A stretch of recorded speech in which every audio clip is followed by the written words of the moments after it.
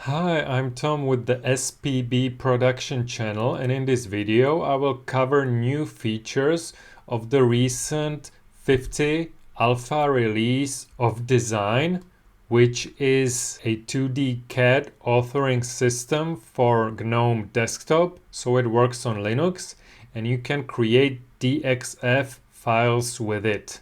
So what's new in this version? First, there are two completely new commands, Fillet and Chamfer. So to start the Fillet command, I will use the keyboard shortcut F, hit enter. And now you can see the setting of my Fillet command. Be careful, by default the radius is set to 0, so it does a sharp corner, so I first need to set radius. So I will select the hit R and enter, and specify radius. I will specify 40, and now I will select the first object and the second object, the second line, and you can see that the fillet is created. I can start the tool again, and now you can see the radius is already set, so I can fillet this object like so. Now what you can also set up in the fillet command is whether it trims these ends or not. So if I change the trim mode, so I select T, and instead of trim I select no trim, so N. Now I select the first line and the second line. You can see that this end is not trimmed out, and the setting is preserved for the next command. So now I have the no trim command set up. So this is the fillet command, and the chamfer command works in a similar way. It has a keyboard shortcut CHA. So if I fire this up, you can see again settings here, and by default I've got the method distance, that the distances are again set to 0 and 0, so I have to set them up. So I will choose the D option, D, and enter. And now I will specify the first chamfer distance, so I will set up, let's say 150, and the second I will select 50. So it's asymmetrical, 150 and 50, and now I will select the first line and the second line. And you can see that this was chamfered by 50, this was chamfered by 150, this by 50. And the trim or no trim is preserved from the fillet command, so it's the same. So now I will fire up the chamfer command again, and I could chamfer this corner like so. Now let's take a look at the second method. So by default the method is distance. If I want to change it, I will type in M, and now this is the distance that we were using previously, and now I will switch to angle, so I will choose A. And now I have to set up the angle because the length and angle is set to 0. So I will set up the angle, so A. Now it's asking me for the length. So I will have this symmetrical, so I will type in 50. And then the angle will be 45. So 45 angle is symmetrical chamfer. Now if I click one object, next object, it's chamfered under the 45 degrees, and this distance is 50. And I can check it by using the distance command, so DI, and I will click this point, and here you can see the length is 50.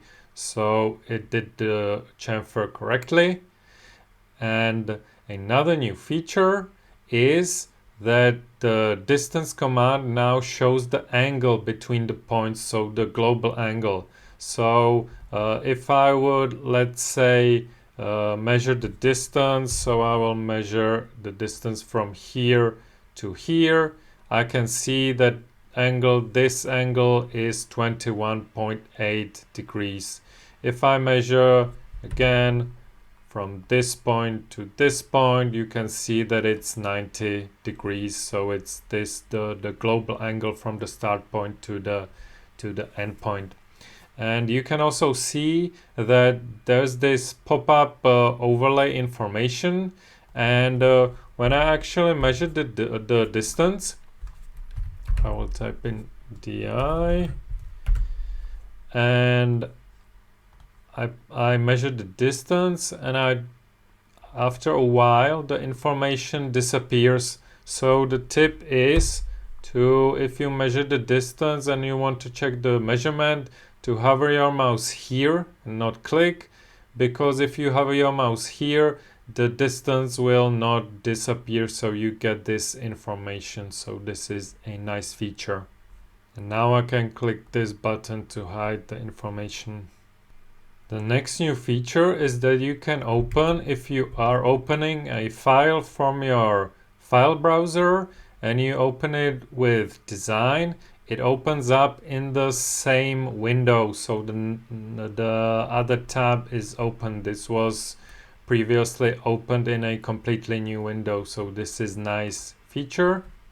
What's also new is if you are creating an arc. So I will start creating it here. The arc is created based on the movement of your mouse, so you can create it to the left side, and if I create a new arc, I can create it from the original point to the right side based on where I click with my mouse. Now if I start the arc again, you can see that when I move my mouse here, I'm not able to create arc longer than 180 degrees, but I could actually just move my mouse like so and type in angle using the keyboard. So if I type in 270, it created the arc 270 degrees. So another cool, nice little improvement. The circle tool has been also improved, and that is, if I click center, I have now the option to, instead of specify radius, which was only available previously, I can also set the diameter. So if I don't want to count the radius, I can set D as diameter, and now I'm setting the diameter, so 52 for me. And if I look now at the properties of the circle, you can see that the radius is 25. So this works all well. Another new feature is when creating polylines or lines. If I click, you can see here that it's asking me for start point, second point, and now I have if I click third point, I have an option to undo and close. Previously these were not available, so if I hit C to close, it connects the last point with the first point and ends the command. And the same way I have an option to use the undo, so it undoes the last created point, and I can do the undo repeatedly. So this is neat. And the close option is also available when you are creating lines. After the second line is created, you have got the option to use the close option, and it closes the line, connects the first point to the last point. What got improvements is copy tool. So if I'm copying several objects, the copy tool does not end after the first copy object was created, so I can create with one command, create several objects, so I can copy them, and until I hit escape or enter, the copy command is still on. Another cool little improvement is I will change the line width of this object, and if I hit enter, you can see that the property is applied.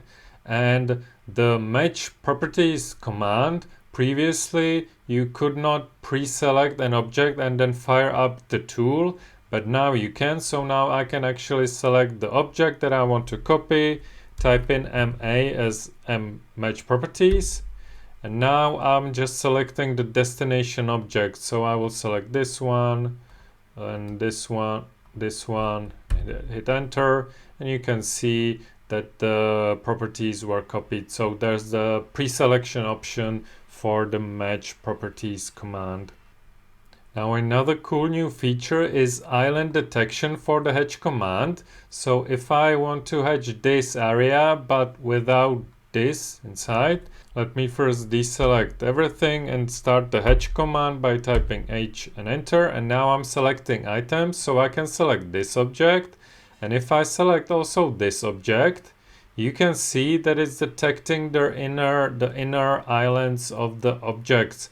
It does not yet work so that I would click this area, but it detects the inner islands if they are a closed object. And now if I hit enter, the hedge is created, and I will actually change the scale to 50 or maybe 25, like so. So you can see that there's the island detection for hedge command.